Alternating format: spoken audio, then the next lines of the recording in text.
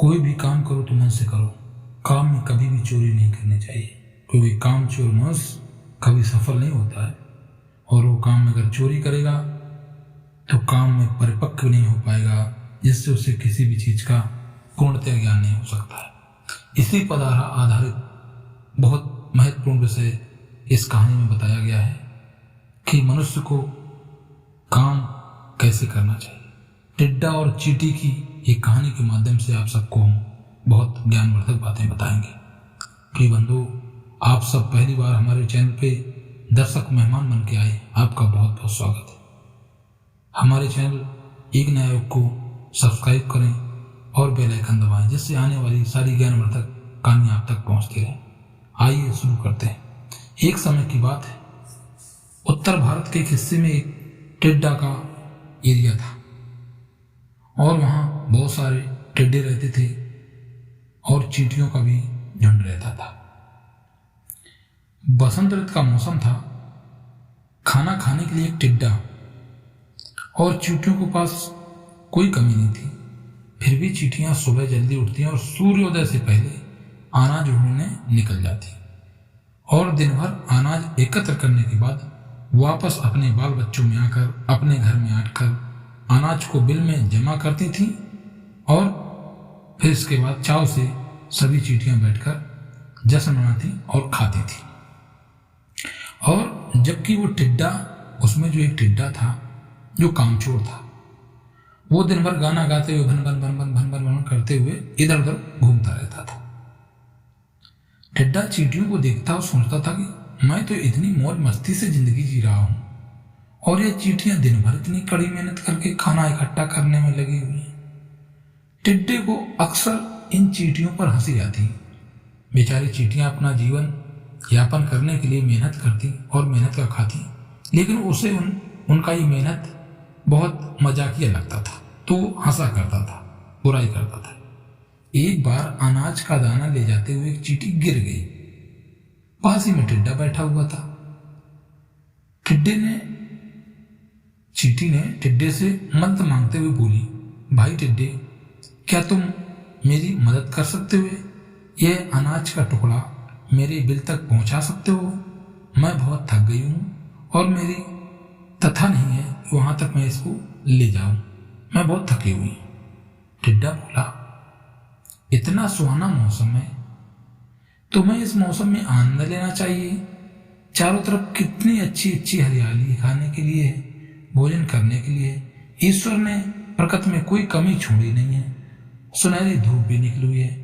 मैं तो दिन भर गाना गाता हूँ और प्रकृति का अनुभव लेता हूँ, सुंदर प्रकृति के दृश्यों का आनंद लेता हूँ और खाना खा के घूमता हूँ। जबकि तुम मूर्ख हो जो सूर्योदय से सूर्यास्त तक इधर उधर चक्कर लगाना, इधर ये ढोना वो लाना, इधर भागना उधर भागना, मेहनत ही करती रहती हो और भोजन के इकट्ठा करने में लगी हुई हो।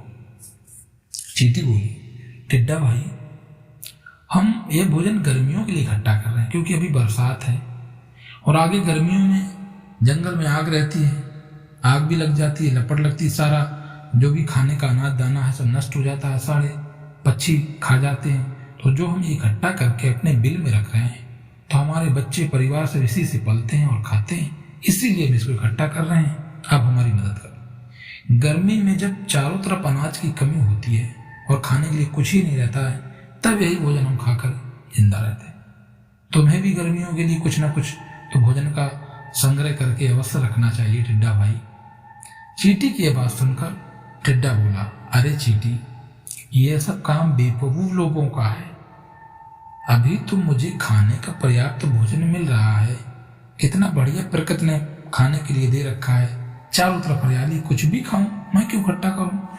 इस तरह मैं गाना गाकर आनंद पूर्वक जीता हूं, अपना समय बिताता हूं। आगे जब आएगा तो आगे देखा जाएगा। टिड्डे ने चींटी से कोई सहायता नहीं की और बेचारी चींटी वहीं रही, टिड्डा चला गया। टिड्डे की इस हरकत को देखकर चींटी को बहुत दुख हुआ और चींटी किसी तरह उठाकर लुढ़ककर ताकत से, अपने बल से उस अनाज के दाने को उठाकर अपने बिल तक ले गई। चींटी ने यह बात अपने साथी चींटियों को भी बताई। धीरे धीरे समय बीतता गया। गर्मी का मौसम आ गया। बहुत भयंकर गर्मी पड़ने लगी।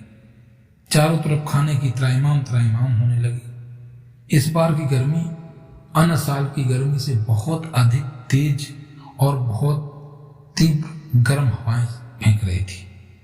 चारों तरफ सूखे और अकाल की स्थिति बनती जा रही थी। कुछ भी हरियाली नहीं दिखाई दे रहा था। धूल ही धूल उड़ रही थी। चींटियों के पास इस गर्मी में खाने के लिए तो कोई कमी थी नहीं, क्योंकि बसंत ऋतु में इतना पर्याप्त अनाज इकट्ठा करके उन्होंने रख लिया था कि उनका परिवार आराम से, संयम से, सुखपूर्वक जीवन बिता सक रहा है। किंतु टिड्डे के पास अब तो कुछ नहीं बचा भाई। उसने अपने आसपास बहुत तलाश की, किंतु उसे खाने के लिए कुछ नहीं मिलता। अब तो भाई क्या है, बसंत ऋतु में खूब गाना गाया है, मजा लिया, चींटियों को बेवकूफ समझा है, लेकिन अब क्या है, टिड्डा कई दिनों से भूखा, भूख के मारे इधर उधर घूम के उसकी हालत खराब हो गई। उसे समझ नहीं आ रहा था कि अब वह करे तो क्या करे। प्रिय बंधु, तभी टिड्डे को चींटियों की बात याद आई जो बसंत ऋतु में भोजन इकट्ठा कर रही थी। टिड्डा संकोच करते हुए चींटियों के घर पहुंच गया और बाहर से ये आवाज लगाता है, चींटी बहन, चींटी बहन, चींटी बहन। ये आवाज उसने लगाई। तभी कुछ चींटियां बाहर आती हैं और टिड्डे को देखकर बोलती हैं, टिड्डा भाई क्या हुआ जो इतनी गर्मी में आप यहाँ भटक रहे हो? टिड्डा बोला, मैंने अपने चारों तरफ अन्न भोजन की तलाश की, किंतु मुझे कोई खाने के लिए दिख ही नहीं रहा है, कुछ भी नहीं मिल रहा है। मैं कई दिनों से भूखा हूँ, कृपया मेरी कुछ मदद करिए, मुझे कुछ भोजन दे दो। उसी समय वह चींटी आ गई जिसने टिड्डे के लिए मदद की गुहार लगाई थी, परंतु टिड्डे ने उसकी कोई मदद नहीं की, उसका मजाक बनाया था। प्रिय बंधु, चींटियां टिड्डे को देखकर बोली, जब हम मेहनत करके भोजन इकट्ठा कर रहे थे तब तुमने हमारा बहुत मजाक उड़ाया। हमारे बार बार कहने पर तुमने भोजन इकट्ठा नहीं किया, उल्टे हमें ही मूर्ख समझ रहे थे, न जाने क्या क्या कहते जा रहे थे। ऐसे में हम तुम्हारी मदद नहीं कर सकते, कोई भी मदद नहीं कर सकते, क्योंकि यह अनाज हमने आपातकाल के लिए, खुद को जिंदा रखने के लिए, अपने बच्चे परिवार को जिंदा रखने के लिए एकत्र किया है। इस प्रकार टिड्डा बहुत उदास होता है और वहां से जाने लगता है। उसे लगता है कि वह भूख से मर जाएगा। तभी चींटियां टिड्डे को बुलाती हैं और उससे वचन लेती हैं कि अगले बसंत में यदि टिड्डा मेहनत करेगा, अगर तुम अपने परिवार और सभी टिड्डों को लेकर मेहनत करोगे, अनाज इकट्ठा करोगे और गर्मी के लिए खाना इकट्ठा करोगे, तो हम तुम्हें खाने की व्यवस्था कर देंगे और इस बार इस गर्मी आपका परिवार का हम खाना भोजन चला सकते हैं, क्योंकि हम लोगों ने मेहनत करके बहुत रख लिया है। देखिए, टिड्डे को भी मेहनत करने का वचन दिया।